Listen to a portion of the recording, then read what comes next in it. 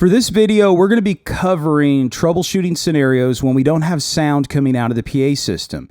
I'm going to be covering the most common culprits in the order that we normally see them. This is not a true troubleshooting order, but just what typically happens most on a Sunday morning. The very first thing that normally happens is that the unit is not turned on correctly. So make sure everything is actually turned on. This includes the rack that houses the UI24 unit in the sound booth. There's a mini rack behind the drum area that needs to be turned on. There's a light switch beside the stage that needs to be turned on. And there is an amp rack behind the stage that needs to be turned on, as well as the individual amp units need to be unmuted as well. The next most common culprit is that active sound check was left on.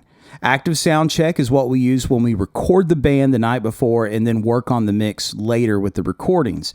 To see if this is on, select the play button, make sure the multi-track tab is lit up, and as you can see, active sound check is highlighted in green, so active sound check is on right now. To turn it off, just click it one time and the green highlight will disappear. If that was the issue, we should be hearing sound at this point.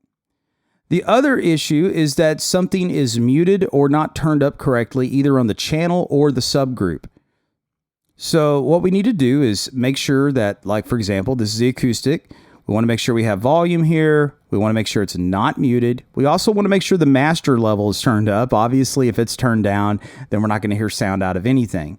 If all of this looks the way it should look, then let's also go to our subgroups and check those out as well. So the top right icon that says UI, there's a slide out menu. You can see subgroups and VCAs. We don't use subgroups very often, but it's still good to double check if you have an issue. So select subgroups. And as you can see, our subgroups are at 0. That's where we typically leave them because we don't mix with subgroups. But if a subgroup is muted, that means you will not get anything assigned to that group and you won't be able to see it from their view. So you see subgroup for vocals is muted, but if I go back to the main view and look at our vocal channels, you can see they're all unmuted. In this scenario, we wouldn't be hearing anything. So let's make sure that none of our subgroups are muted or turned down. VCAs, look to the right, see the VCA view, or you can hit T on your keyboard. This is your other group mixes.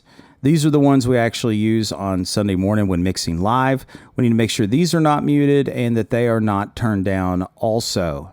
And then finally, if it's just specific instruments, you want to make sure that they're actually turned on and they're getting correct signal. For example, let's look at the piano right here. If the piano is turned up on the board, everything's unmuted, but this little meter right here, if you're not seeing any light coming through it, that means there's a routing issue or that the keyboard itself is not turned up, or maybe something is not turned on appropriately. Perhaps it's the stage DI that came unplugged or it's not getting power. And then finally, it could be that we are not on the correct show or snapshot. If this is the case, be sure to contact your administrator immediately and let them know what's going on, because we can mess things up if we don't do this correctly. But to ensure we're on the correct show and snapshot, you want to ask your administrator, what show and snapshot are we currently using, because these do get updated occasionally. But to double check them, you'll go to the gear wheel, you'll select shows. And as you can see to the far left, we have shows. Right now we're using Cabot Campus, and our snapshot is Sunday morning. If they're both highlighted red, that means we're on the correct snapshot. Most of the time it does not get this far. 99.9% of the time, any audio troubleshooting issues are remedied within the first through third steps.